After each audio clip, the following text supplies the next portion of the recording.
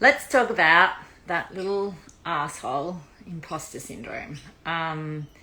It is very common. It comes up for most of us. In fact, I would wager if you have never had any feelings of self-doubt, any sense that maybe you don't know enough to be doing what you're doing, or you're not qualified enough, or just that niggling sense of someone is going to catch me out and realize that I should not be putting my art in the world or offering my advice, then you may err on the edge of narcissism or sociopathy, because it's a really normal human trait, but it can be super crippling.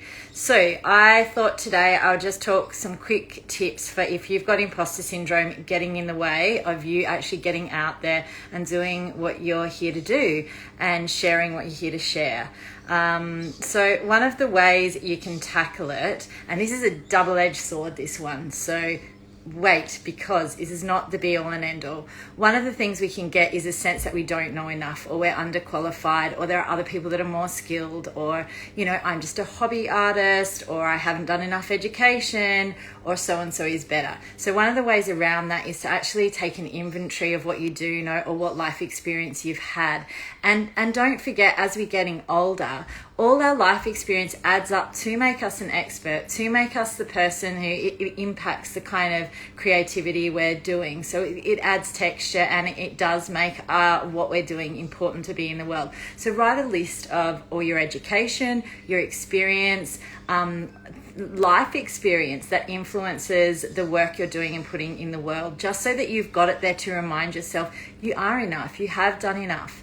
Now, on the flip side of that, if you read that list and you really can see, okay, I'm kind of stepping out there and there are some skills I need to get in order to really step into the space I'm putting myself, well, by all means, use that information, go out there, do some extra training, do a class, get a mentor, read a book, listen to a podcast, get a coach, do something so you can up those skills. Now, the flip side of that is, if you're someone who's prone to analysis paralysis or perfectionism or never quite good enough, these are all really amazing protective tools. Brené Brown calls it, armoring up, when we take this approach of perfectionism, to stop ourselves having to actually move through those feelings of inadequacy, of insecurity.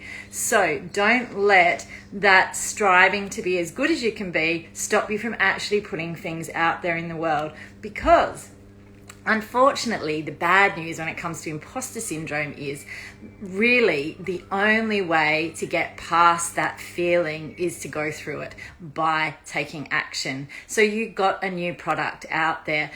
You're going to have to put it out there. If you've got something you want to teach, you're going to have to start teaching it.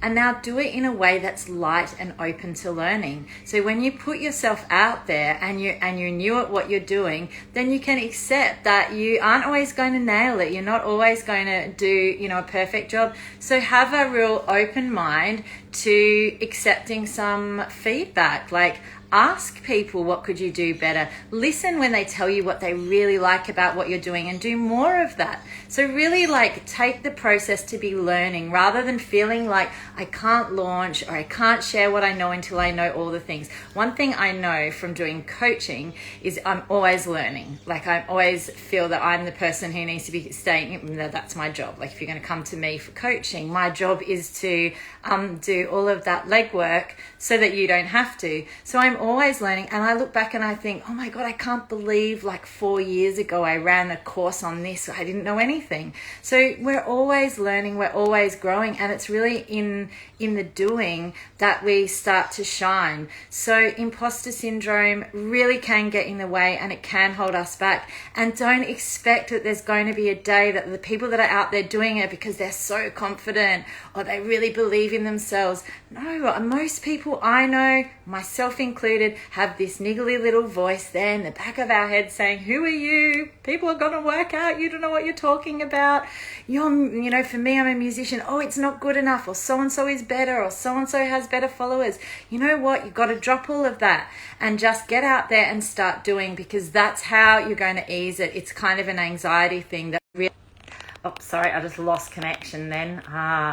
regional Australia and amazing internet, it's really only in the action that you're going to move through those feelings of imposter syndrome. So get out there, give things a try, stay open, get support around you. You know, business is, like, a lot of the time we think business is really just nuts and bolts, or if I know how to do my marketing or my social media. So much of business is a head game, and this is part of that head game. And it's your growth edges. You know, this is what I love about business, in a sense. Like, for me, business is a spiritual process, because we're always learning. It's always asking us to challenge ourselves and grow. And imposter syndrome is just a part of that. It's where we've stepped to our edge and we don't know what's on the other side of it, and we're not sure. And when we move through that, we grow and we learn, and then we realize, oh wow, I did have that nailed. And then we go to the next part where we're right back at that place again. So it's just learning to ride those waves and know it's really normal. Like, don't think because you're feeling these feelings of inadequacy or imposter syndrome that means you are actually not good enough. It's really common. So good luck, and be kind with yourself. Be kind with yourself. It's not always an easy path to go out there and put yourself out there. So congratulations to those of you trying, and keep trying. Keep trying.